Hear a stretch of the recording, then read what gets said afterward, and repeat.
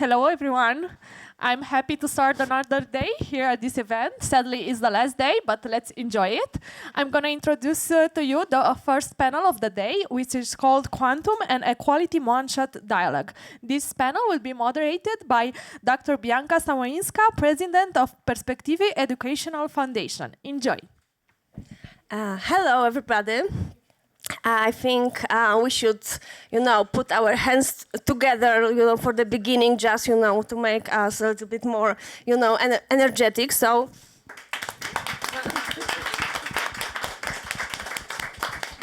yeah, and I think that everybody who is here now, it's like really person who deserves, this applause. Okay, today we will talk about something very, very, very interesting.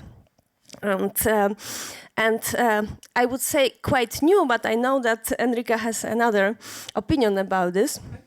It will be about quantum technologies. This is very important topic right now. In Davos agenda, you can find like thousands of different panels, conferences, unconferences, special events about quantum this year for the first time, actually. And we were also aware that this topic should be here in the World Women House, that we can talk a little bit about this and also learn a little bit about this. And this is why I invited all these beautiful, smart, and nicely dressed women for this panel, and I have a privilege to introduce to you Dr. Anna TOPOL, former CTO's Chief Technology Officer of IBM Quantum. Please, applause.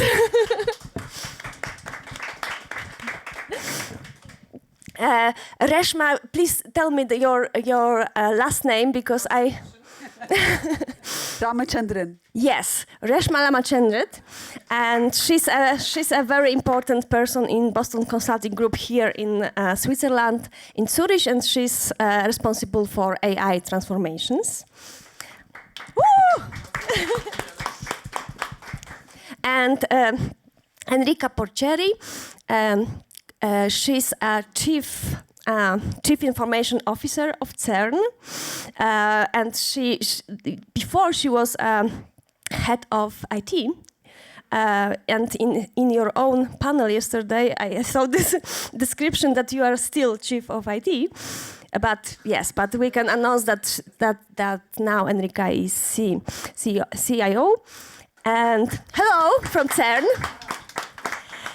And we have also Dr. Anna KAMISKA. She's a CEO of Creotech Quantum company. Woo! And CIERRA, tell me your last name. CHOUCAIR. And she's a very famous journalist from Quantum Insider. Woo! And I would like to ask you, who knows anything about quantum? Please raise your hand.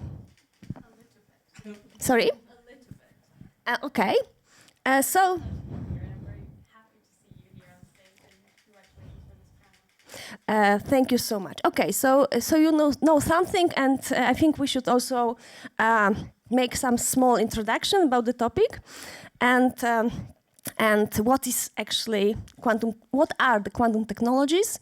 Why are they so important? And what is their potential? And are they new or not so new? So, ENRICA, please. Are they new or not so new? I think what's new is the speed at which we're first of all talking about it, and then we're developing application on it. So. Quantum technology, quantum comes from the quantum theory, which is 100 years old. So nothing really new per se as a foundational element of it.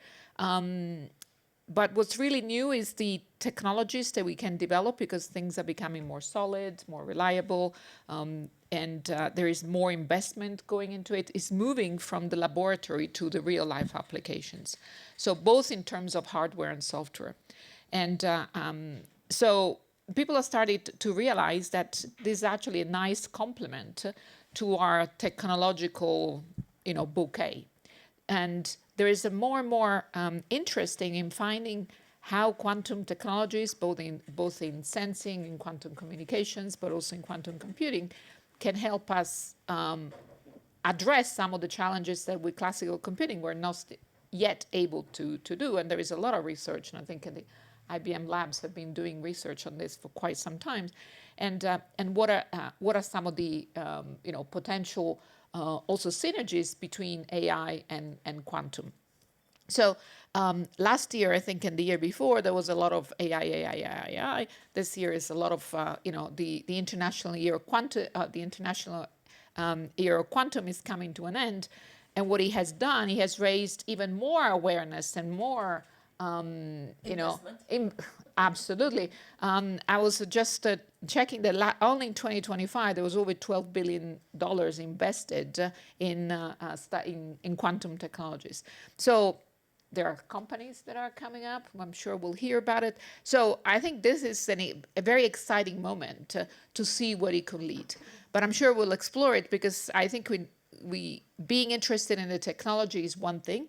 Being interested in the application of the technology is a whole different, and how we govern it is a whole different aspect. But we have experts here who can talk about it. But so to answer your questions, no, it's not new.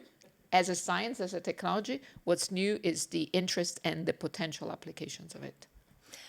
Thank you so much. And I think there is a lot of misinformation and misunderstanding about quantum right now.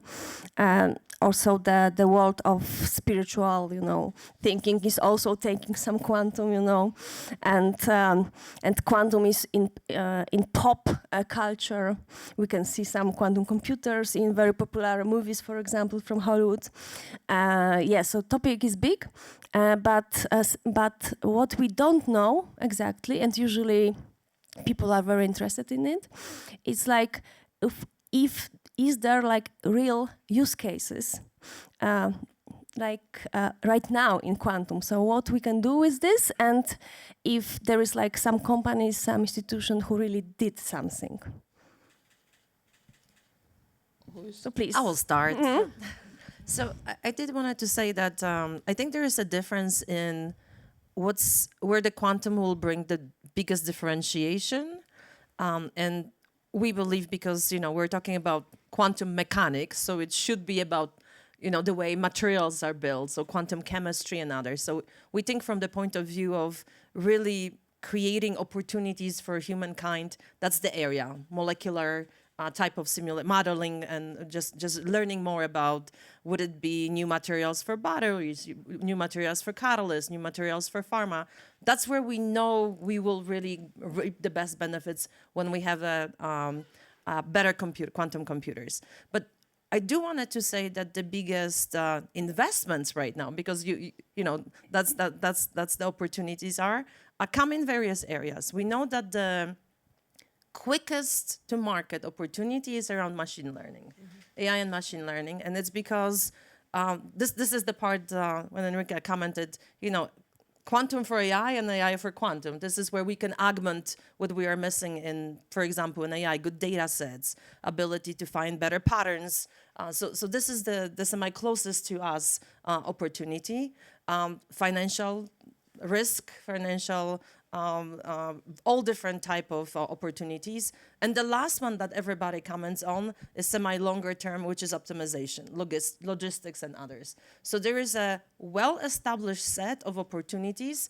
I think in third quarter of 2025, I went to see how many quantum companies are there that everybody knows that they are there. It was around 76.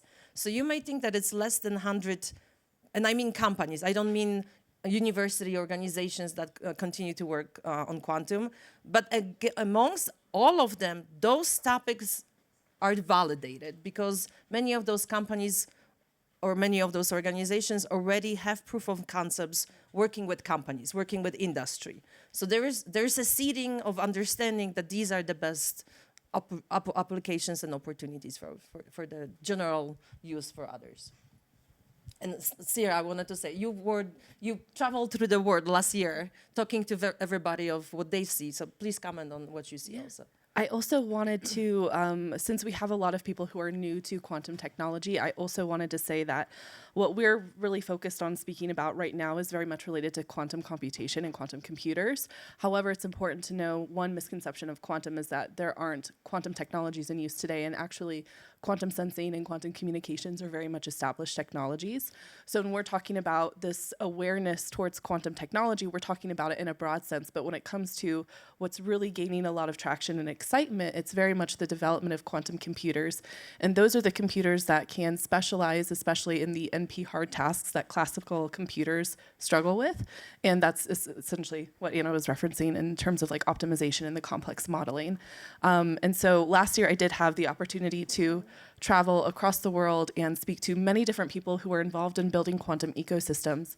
And it was very exciting to see how regions are beginning to use quantum computers specifically to resolve their regional challenges. So for instance, we spoke to leaders in Malta, and Malta is actually, again, this won't be on quantum computation, but this will be on quantum sensing. They're using quantum sensors related to seismic wave detection, and this is to predict or to have some sort of early awareness about earthquakes. Since they are a small island community, this is really important for them. We also spoke to leaders in Ghana who are interested in quantum technology for clean drinking water. So not only is quantum gaining awareness, but a lot of local communities are figuring out where quantum can fit into current workflows and potentially resolve really important challenges that would affect the local society. So if I can also comment, it's really the breakthrough is about learning how to use quantum states and quantum effects in technologies. That's what's happening right now. And in a sense, it is not new because, for example, atomic clocks that you might know and are well established and function for years already are also based on quantum. And it's basically now what's happening is taking this kind of technologies further and developing very fast to have new applications. And there are a lot of them. So also in sensing, because quantum states are very, well, they're on the one hand very fragile, but also very sensitive. So you can use them for very sensitive new approaches to sensing, even, for example, to differences in gravitational field, which is super interesting because it might open a totally new way for us for imaging to understand what's, for example, going on beneath the Earth's surface by monitoring the differences, variations in gravitational field, which is completely sounds a bit like science fiction, but which is what we're coming at right now. So quantum computing, probably the biggest hype, might have also the biggest potential to disrupt the current technologies because it's like a completely new approach to how to perform computing, but a lot of other very interesting things going on there, also in communication, sensing, metrology. And speaking about computing and computers, so what is the problem with quantum computers that they are not working, as I understand, yet? So why? Can you explain it to me? So I'm going to say everybody has an opinion of what it means for a quantum computer to work. I think that I'm going to state it. So what we have to realize is that the same way, by the way, before I go there, I just wanted to state, one of the myths is that the quantum computers will take over all the compute. And I just first wanted to say that's not the case. Quantum computers, think of it, are additional part of the compute capacity or compute capability you will add to classical computers and AI. And all of this will be integrated together. But the same way as it took us a long time in classical computers to make them error, make sure that they have no errors. And I don't know how many of you remember, but I have this vivid memory of a picture in which you have this old classical computers. These are big boxes with many, many cables on the back. And they had errors. And in order to trust them, the gentlemen and women behind they were switching the cables, literally, when the system was wrong. And so think about this, that's where we are with the quantum computers. By the way, in classical computers, we figure out how to fix this. And that's why you trust your banking, that it is a non-fraudulent type of transaction, because you trust the compute piece. In quantum computers, we're not there yet. the quantum computer systems are still the qubits, the semi-basic part of the information transfer are noisy, which means and the process that we are going through right now, we create logical qubit, which is we combine few of the noisy qubits to create something that is more stable. And so do quantum computers work now? Yes. But are they at the level where we want them to be? No, right? And so that's the roadmap for us, is to get to this fault-tolerant quantum computers that will be much more trusted in all the applications we want to use them for. That's quantum computing, but of course other technologies like quantum sensing and quantum communications have their own history and their own things still that needs to be solved. And by the way, a lot of it is, I think what's amazing about this, yes, we still need to develop a lot of science, but a lot of those things we need to get to that fault tolerance is actually engineering. And that's the exciting part of the technology, is that we don't have limitations that tell us within the next few years we cannot do it. It's just the opposite. Many of those companies, I said 76, but many of them have roadmaps to say, yes, we will accomplish it within, by 2030 and so. So that's the exciting. You commented of how quickly the technology develops. That's the very exciting piece. And I think while we develop the technology, so we have seen how technological history has developed. We know that it gets faster and faster. So we are hopeful that this will lead in, it will happen. And this is why we need to keep on focusing on what are the use cases that we want to solve with this. How will it will hybridize with the other technologies, be that high performance computing or others. And so how do we leverage this multi-layered technological outlook? Which problems are they going to solve that classical computing are not able to solve right now? But again, I think we also need to be a little bit careful, and this may sound strange from someone like me who comes from CERN, kind of a very highly technological organizations. We need to ensure that we also have proper governance around it, that we ensure that this doesn't stay in the hands of just a few people, that we don't build a new technological layer that keeps on, dividing the world and keeping that in the hands of a few. So I think we need to, learning from what happened with other technologies, learning also what happened most recently with AI, to build a more democratic and fully empowered world. I think that this is a responsibility for all of us, not only the women on this panel, but and this is why it's important that these discussions also happen at WEF, where there is economies around, where there's policies, where there is diplomacy at work. So we need to somehow govern in a way that doesn't linearly move slowly behind it, but anticipates what it could be to ensure that we, do it right. I think what you are saying, Enrica, is something which is not being said usually at panels with the majority of men, because it's more business, technology-oriented, and this context, why we are doing this, how we should do it, who should be, the beneficiary. So this is not so important. So this is what we women can bring to the quantum. We can just, take care about the fairness, justice, and the sense of bringing this new technology, because just to bring a technology, it means nothing. Yes, it can make harm even. Yes, and about bringing the technology, and I think quantum is like AI. It's like kind of meta technology. So it's like technology you can use to develop other technologies and to make them work better. And RESHMA is an expert in digital transformation of companies and institution, organization. And what do you think, RESHMA? Do you think that will you soon try to prepare companies, for this quantum breakthrough? I think it's a very good question, and I just want to take everybody back about 10 years. So, 10 years ago, digital was the big buzzword. And every organization, without really understanding what is digital, wanted to do digital transformations. And this was a big skill set as well. Everybody wanted to upskill in digital. And November 2024 changed that in a way, with AI, because OpenAI, when it released ChatGPT, access was there. And I think you mentioned it very rightly in terms of access. The general public had access. So we all have ChatGPTs and Perplexity. I have Perplexity, now Google Gemini, Copilot. We all have it on our phones. So we know what it can actually do. So November 2024, digital slowly faded. And what came into life was AI. And every client that I spoke to across the world, and I'm not going to discriminate geographies here, right? So every client in every geography wanted AI transformation.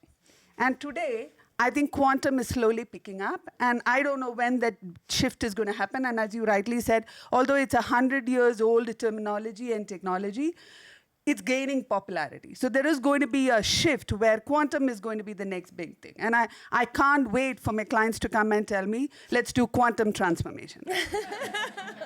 And what I feel is, and this is what we were just discussing in the room prior to this, what I feel is fundamentally the problems have not changed. And I think all of you mentioned use cases. And I am a user of all these technology, helping organizations unlock value.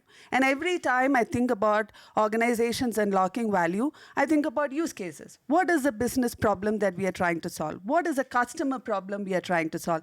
Technology is a tool. Technology is an enabler. Technology by itself is not the solution.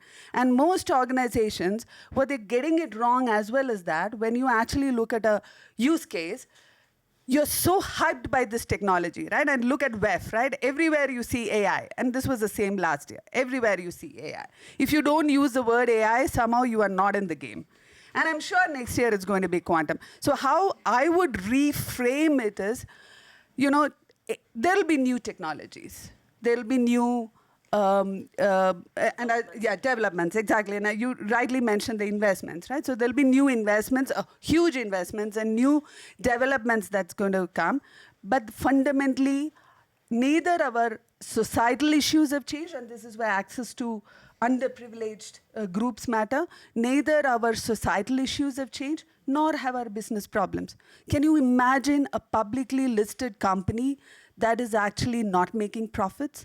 Can you think what happens to the CEO? Every CEO these days is supposed to bring magic every quarter, right? No, I can't imagine a company that's going to operate without cash, without profits, without growth. So technology has to enable. So that's how I see it, and that's why I said I'm not an expert in quantum, but I'm a user. And I think when I think about AI transformations even today, I think the quantum computing can help, because this is where the data, and I think both of you mentioned that, the data quality and how we can sort through data can actually help the customers. Thank you so much. And Anna, speaking about the company going public, so you have a big plans, and you have also a lot of experience in quantum and as a scientist as well. And but you are not going to build quantum computers. So what are you planning to do in your company? What piece of technology or science are you going to deliver? So we are specializing mostly in engineering and in actually building hardware, physical devices. Not, as mentioned, not building a full-blown quantum computer, but we are developing electronics that is controlling quantum processors and supporting them and enabling, for example, error correction, which is the holy grail right now for these technologies. So we are continue to do that, being in the supply chain for quantum computer manufacturers, especially in Europe, but not only there. But we're also developing quantum key distribution systems. So just to give you a bit of introduction to that, because it's a different technology type than quantum computing, but it's a reply to the potential threat that quantum computing is bringing. As every new technology gives new opportunities, but also potential threats. Quantum computing, especially enabling the Shor algorithm, will, when it's mature enough, capable, break all the current encryption algorithms that are used classically. So, of course, people were thinking about it for some time now, and there are like two ways out of it. One is following the classical path, so thinking of more and more complicated algorithms that you can use to protect your encryption. The other one is using quantum technologies to be safe against quantum technologies, which is the quantum key distribution. So we are building devices for that. And I think what's also worth to note is that, as you can see, quantum is not coming only out of the academic world right now and into industry, but it's also coming into many different fields. So as Anna also mentioned here, now a lot of challenges for building quantum technologies are on the engineering side, and this is what we are doing and trying to solve and help there. But they're also on the side of software development, of developing algorithms, of using algorithms, of actually security systems implementing networks. So it's a very interesting time to get interested in quantum on both fronts. One, how you can potentially use it in the future, because it's very new and it's very different, and hence you need to learn a bit about it before you know how to actually use it. And the other is, what are the new job opportunities that quantum is going to bring? Because I think it's going to really change the market. So yeah, I'm very happy that we're talking about quantum right now, because this is exactly the time to do that. I heard, this is interesting, yesterday we had a panel with John Martinez, who won the Nobel Peace Prize Beautiful for physics. panel. It was a great panel, actually. Yes, it was a great panel. Yeah, no, it was like his things of his reactions on hardware is really important, and everybody was like, because everybody focuses more on the high, and he says, look, we need to stabilize it. So there's please encourage people to go, into engineering to trying to solve these hardware problems, which I actually hadn't thought of. That was a good reflection. But I think it's looking also at the application side, if I may think, and the governance side. I think we have learned with this large transformation that governance is really important. How do we anticipate or what some of the complexities on the use and applications and the access of these technologies are? What about if we develop systems that then cannot be broken, or they're going to break everything that we know right now? So those are things that we need to, as a society, we need to be aware of. We need to think. We need to govern. And I think that there will be an interesting continuation of these discussions in addition to the hardware side. And looking at the use cases is the other part that I think personally we're investing at CERN through the Open Quantum Institute quite a bit, looking at use cases to solve SDG problems. The other thing we hear at WEF all the time is the SDGs. Well, a few years ago, it was all this big, the wheel of the 17 SDGs. And I think it's what we're trying to do is that, okay, what are some of the currently untractable problems in what are addressed through the United Nations that we haven't been able to address technologically? That maybe quantum could be that leap that we hadn't addressed on. And again, I think that as a society, we need to be very ingenious and think about applications, need to think about engineering, we need to talk about governance. There are very multifaceted aspects of this technological development that I think at panels like this have the opportunity to bring up for everybody to think of. And talent building is the other one. I mean, do we have the right people, the right talents, which are not only engineers, but they're lawmakers, they are philosophers, they are social scientists who look at this technology.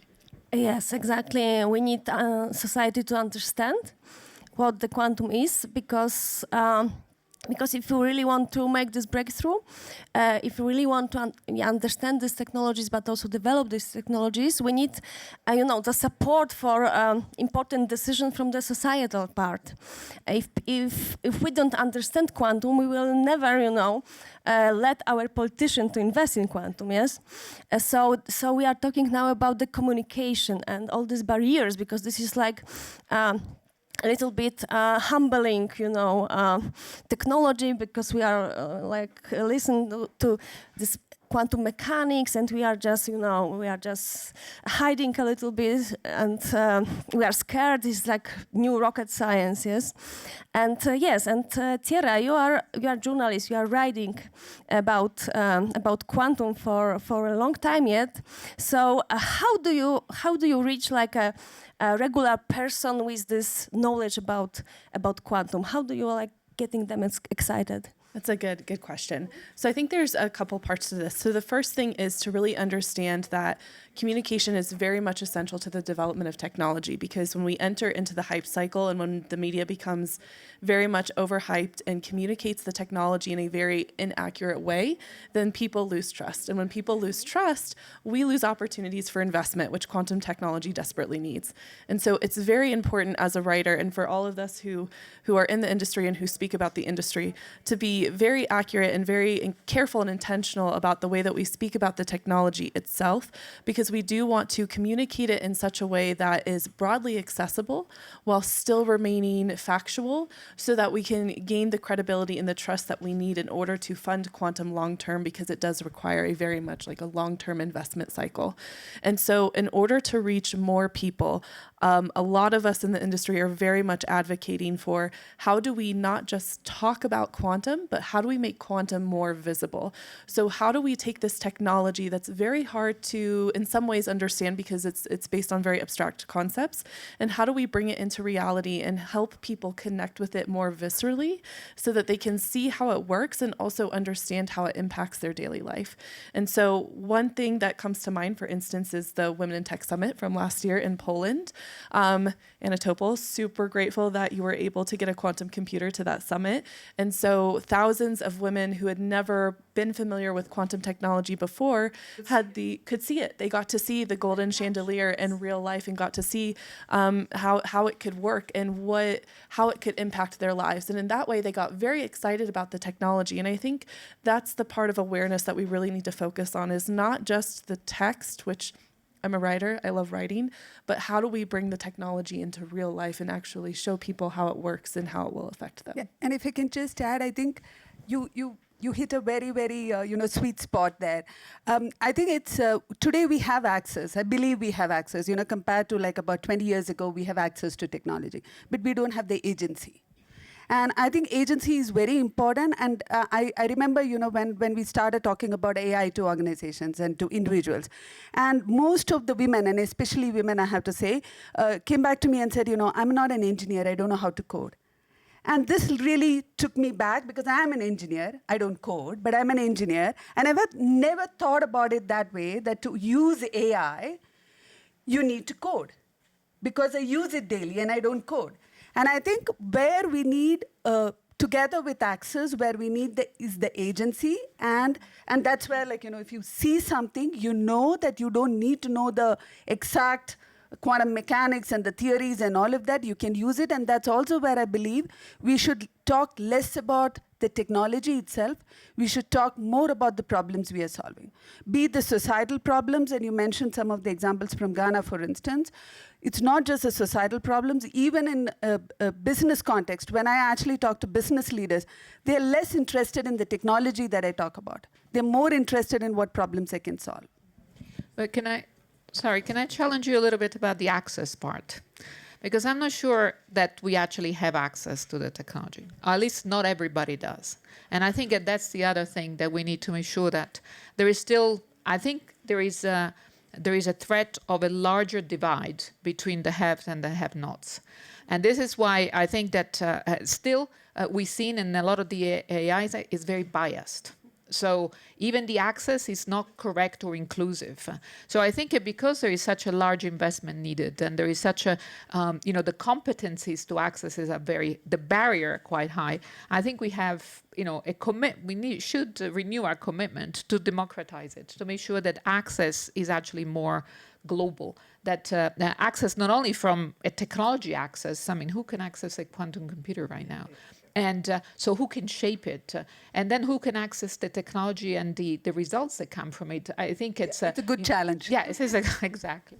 But I just wanted to say is that the one thing, for me as a scientist, I think the one thing that excites me is that in a way we are blessed with quantum computing, that AI came before that.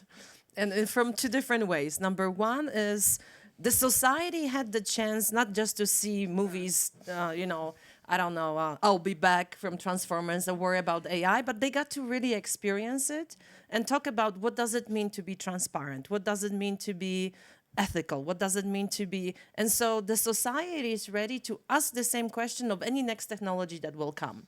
And so for us scientists and engineers, we truly are more prepared to understand that those are the questions we're going to have to be answering, period. And then the second thing that really helps us is that in the journey to why is the quantum computing that is 100 years old technology is so quickly developing right now is because if I build a quantum system, I'm actually augmenting it with capabilities from AI. I can do the whole management, going back to work management of various jobs that are submitted to the quantum computer, AI can manage it. I can do the various works that relate to, going back to the programming. Yes, not everybody can operate the quantum computers because you have to program it at this time, but you have advisors, right? You have AI that can help you so that you can quicker be familiar with AI, with quantum systems and be more effective at using it. Where we are not yet, so clearly that's where, by the way, everybody is in, is can we lower the barrier to the point that you don't have to think like a physicist what at the bottom that quantum computer does. Can you just do what you do right now on the phone? Can I just do an operation and not even think that, quantum computer is behind? And so we are blessed in a way that we're the next technology. But as you said, because of that, we are more challenged because we have to not only be aware, but be the proactive one addressing it. Yeah, I think this is very interesting way of thinking. And and I wanted to, we are in the World Women House, so we should also talk a little bit about women. And do you see any special role for women in this field? So what could be our a unique contribution to it? I'll go first. So first and foremost, see many opportunities for women in the field. I came from a physics background, and in university, it was very much studying physics. You would often be the only woman in the room. Working in the quantum industry, I have never been exposed to so many women leaders in my life, honestly, and it's very inspiring and motivating. And in all sorts of roles, and whether it's communication or scientists or doing research or starting their own hardware companies, I mean, it's really inspiring.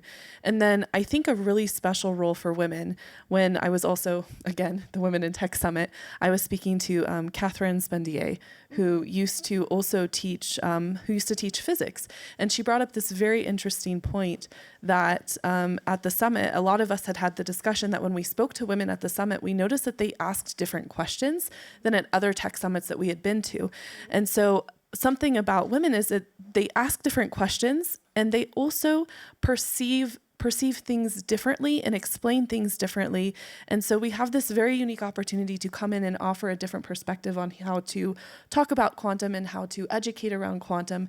And so I see that as a really a great space for us to fill as women, to be able to reach more women, but also to be able to reach a broader audience, because we might be able to provide these different perspectives and different ways of thinking about it.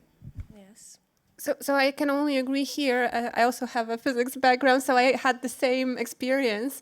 But then coming into quantum technologies, there really a lot of brilliant women there, and also in leadership positions. I'm really proud of it, and I mean they're really great. It's not like per chance that they're there. They're there because they're really great in what they're doing, and I find it amazing and inspiring. But I think that the real advantage that I see, because I also have excellent women on my team and my company, is that in quantum we really need on various levels very good communication skills.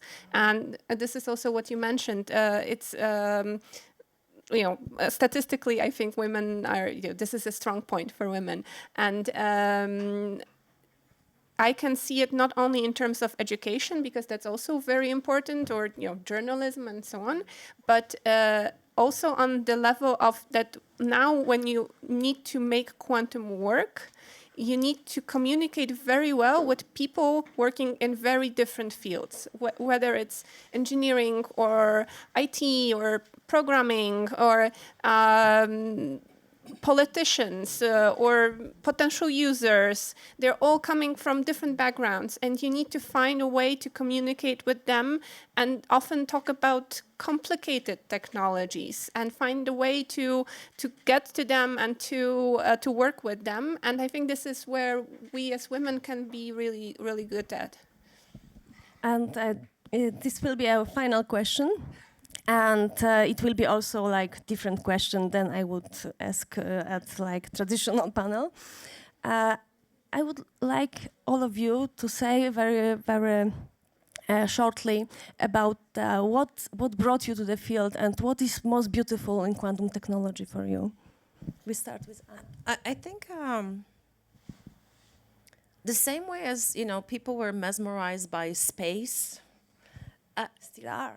and are. I mean, this is the technology that can enable you to do more in space, to do more in biology, to do so. It is broader than our capabilities to do space, and for that is incredible. You know, it's like it doesn't matter what discipline of science you are, what discipline of the work life you are, you can find something that really resonates with you.